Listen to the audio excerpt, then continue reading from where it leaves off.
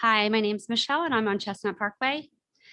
I stand up here today as a woman who graduated from the school district over 20 years ago, as a mother of 2 children, and also someone who worked in the medical field for over 10 years as an analyst with a bachelor in science and 2 additional certifications. My son, who is 5 years old, is now permanently disabled since he was 14 months old as a result from pharmaceuticals. I spent many days researching genetics and pharmaceuticals, so what I'm about to talk about brings me great concern for the children in our community. Nothing is ever a one-size-fits-all. On May 22nd, Wallingford Swarthmore School District vaccinated over 700 people from students ages 12 to 17 years old. You hosted another vaccine clinic this past Saturday.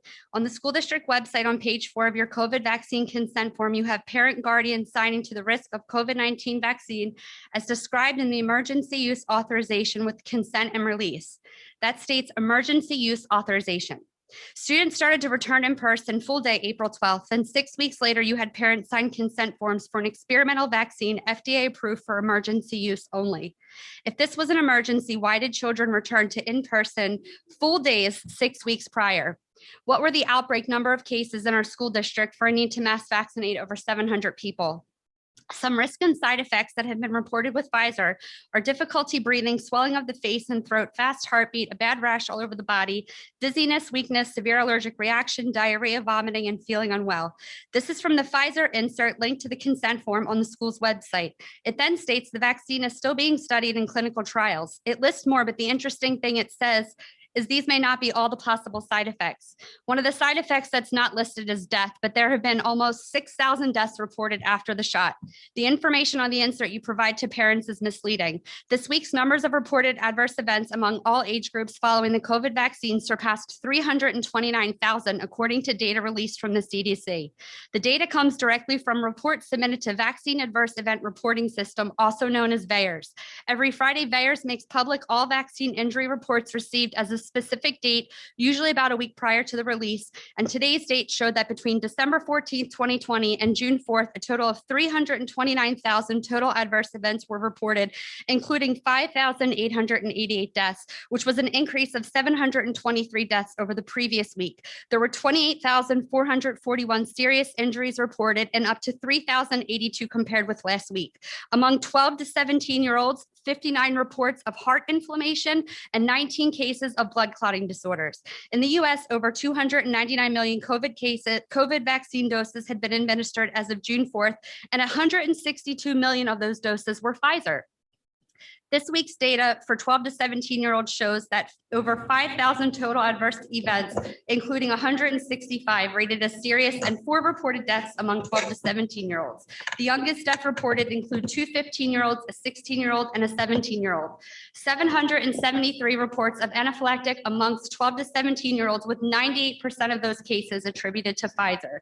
59 reports of myocarditis, which is heart inflammation, and 58 attributed to Pfizer COVID vaccine. So all but one. 16 reports of blood clotting disorders, all attributed to Pfizer. The insert also says that there's no information on the use of Pfizer vaccine with other vaccines, but the school requires 1 dose of Tdap and 1 dose of meningococcal on the first day of 7th grade, and 1 dose of the meningococcal on the first day of 12th grade. New documents obtained suggest routine quality testing issues were overlooked in the rush to authorize the use of the Pfizer vaccine, and that the US and other governments are conducting a massive vaccination program with an incomplete characterized experimental vaccine. Regulatory documents revealed Pfizer didn't thoroughly examine biodistribution and pharmacokinetics issues relating to its vaccine before submitting the vaccine to the European Medicines Agency for review. In key studies called biodistribution studies, which are designed to test where an injected compound travels into the body and which tissues or organs are accumulated in, Pfizer did not use the commercial vaccine, but instead relied on a surrogate mRNA that produced the luciferase protein. The EMA reviewers shared this explicit information. Pharmacokinetics refers to the study of what the body does with a drug and the drug's movement throughout the body. The time course of its absorption, bioavailability, distribution, metabolism, and excretion. Regulatory documents also show that Pfizer did not follow industry standard quality management practices during preclinical toxicology studies of its vaccine, as key studies did not meet good laboratory practice.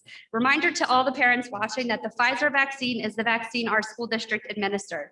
On June 11th, an FDA advisory committee held a virtual meeting on Thursday to discuss what data would be needed to vaccinate children under 12 against COVID under the emergency use authorization or licensure. Several experts spoke against the plan, saying that the benefits don't outweigh the risk for young children. Peter Dolsche, PhD, Associate Professor of the University of Maryland School of Pharmacy and Senior Editor of the BMJ, said that during the open public hearing session, there is no emergency that would warrant using EUA to authorize COVID vaccines for children. Kim Witzak, an FDA consumer representative, expressed great concerns over the premature approval of COVID vaccines for children. And she also stated that children are neither in danger or dangerous and questioned the timing of last Friday's CDC announcement of the rise in children being hospitalized with COVID. Could I ask you to start to wrap up, please? I'm almost done. Okay.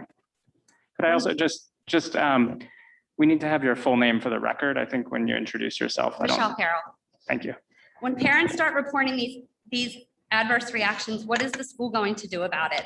I guess nothing, since you had parents sign consent forms. I'm sure these reactions will just be swept under the rug, like the poor girl who was assaulted a few months ago, or maybe like the time back in February when the school tried bringing in a Marxism group to teach my 10-year-old about queer affirmation and that she can choose her own gender, male, female, or neither. What is neither anyway, and what gives the school the right to teach my child things that should be taught at home?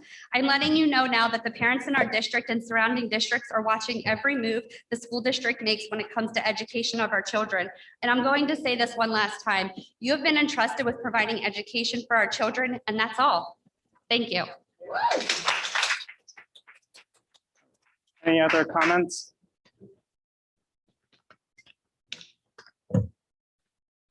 Okay. I'm not seeing, or one more, okay.